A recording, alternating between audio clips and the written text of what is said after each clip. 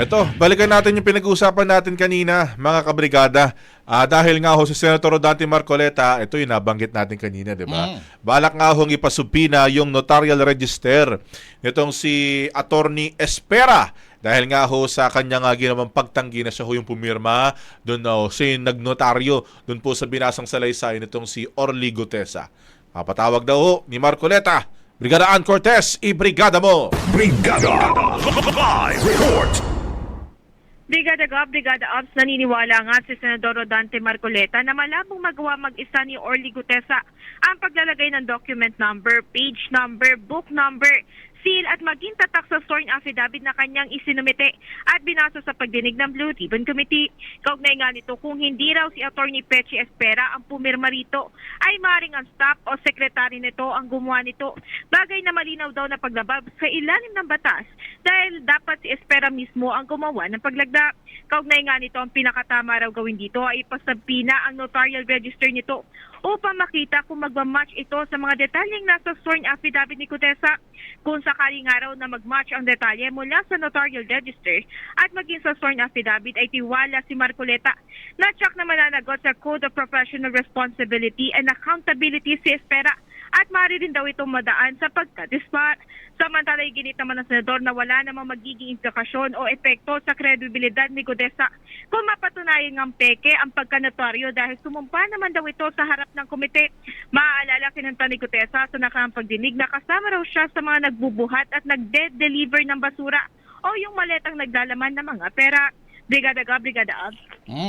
So, ano pa, Brigadaan, isasabpina yung mga notarial registry o register ni Atty. Espera, pero si Atty. Espera ba'y ipatatawag mismo dyan sa pagdinig ng Blue Ribbon? Dito sa naging interview na itong pinanood nating interview ni Sen. Marcoleta, ang sinasabi lang niya, nabanggit lang niya, itong notarial register muna ang balak niya ipasabpina. Wala pa siyang nababanggit na gusto niya ring makasama itong si Atty. Pechi Espera sa pagharap sa Senado. Baka naman i-invoke naman ng abogado yung tinatawag na privilege communication between a lawyer and the client, di ba? Na siyempre may mga usapan, may mga detalye ng kaso na Sila at saka lang yung dapat. notarization na sila lang dapat yung nakakaalam. Lawyer-client privilege. Di ba? Oo, tama ka doon, Brigada Abs. No? Pero nung sa panonood natin dito sa interview, no, actually isa sa mga napansin natin na parang gusto talaga malaman ni Senador Marcoleta kung ano nga ba nangyari, ano yung kwento dito sa likod na to. Kasi syempre matatanda natin sa social media, aminado si Sen. Marcoleta na siya yung natatamaan kasi ang iniisip daw ng ilan, siya daw yung mismo nagpadala dahil nga lagi yung mga headline daw, kung mapapansin daw, laging surprise witness niya. Dahil ang surprise witness naman nanggaling naman kay Sen. Lacson, ang sinasabi niya, ang nangyayari daw tuloy sa social media, mukhang siya ang masama dahil nagsabi nga itong si Atty. Espera na hindi siya yung pumirma na itong pinanotaryo na binasang salaysay ni Gutesa. Pero sinabi naman ni Senador Marcoleta na even though na meron mang notaryo, hindi notaryo, admissible naman daw itong mga sinabi ni Gutesa kasi actually, na nagkwento siya, ang sabi niya, nung nagkita raw kasi sila day before ng mismong hearing, kinausap niya si Gutesa na ipanotaryo para sa sarili niya. Kumbaga, gusto lang daw ni Sen. Marcoleta na makasure na kung sakali magsasalita nga itong si Gutesa, lahat ng sasabihin niya is under oath na agad. Kumbaga, kahit hindi pa siya nag-oath sa Senado, parang damdam na ni Sen. Marcoleta na itong mga sasabihin niya is walang kasinungalingan. Kaya pinapanotaryo niya. Kaya ang sabi niya, kung sakali man daw na, kumbaga kahit mapakita daw na peke, itong mismo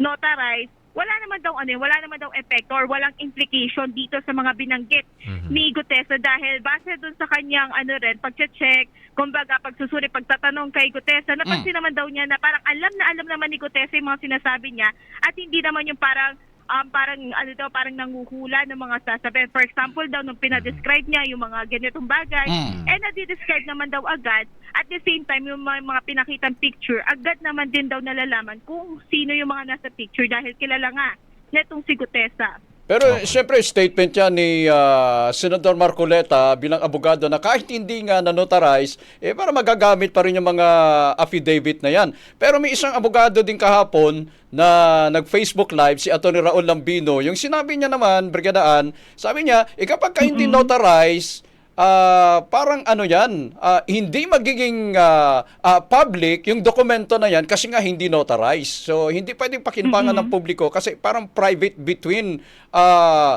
yung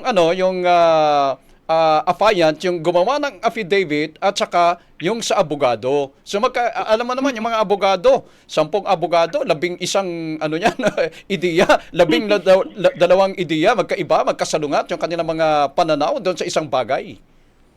Kaya tama ka doon, Brigada. Kaya dapat hintayin na lang si Atty. Espera na magsalita. Hintayin na nga lang natin. Pero actually, yung binanggit mo, Brigada Abs, nagkaroon din siya ng comment dyan. Oo. Kasi, pero hindi pinangalanan specifically. Pero yung mga statement kasi na tinatanong ng mismo mga anchor, yun din. Yung mismo sinabi ni Atty. Lambino at sinabi nga ni Sen. Marcoleta in exchange or yung mismong response niya, sabi niya, hindi naman daw nga totoo yun at baka daw yung mismo nagsalita pa nga daw ang bumaba ang kalidad kasi nga daw, sabi niya nga hindi nga daw maapektuhan, wala daw implication dun sa sinabi or yung mga kinanta ni Gutesa. Okay. Siyempre, baon niya yun, na witness Kahit na sabihin na peke yung notarization, paglalaban niya pwede yun. pa yan. Magagamit pa niya yan. talaga yun, diba? Ganun naman yun. Pero kagaya nga na nabanggit natin kanina, Brigada Abs, na well, at least ngayon, kumbaga ba, kung merong background check, itong si Ping, kay Gutesa, maganda rin to na meron ding ipapa-background check naman ni Marcoleta. Oo. Itong si Atty. Espera. Maganda rin at least na babalanse, di ba? Okay. Anyways, maraming salamat, Cheryl. Ay, wait lang. Maraming salamat. Wala pa kasing schedule, di ba? Wala pang next schedule yung Blue Ribbon. So, kung ipasusupina niya, kailan niya paharapin dyan sa Senado? Ayun, so sa ngayon wala pa kasi schedule. Kaya nga ako, balak natin tanungin ito si SP Tito Soto kung nag-request na sa kanya ng subpoena at kung sakali man, tatanungin din natin si Sen. Ping kung meron na bang initial date para nga dito sa next na hearing ng Blue Ribbon Committee. Okay. Ngayong araw, kahit Sabado, merong budget briefing, di ba? Ngayong araw sa Senado.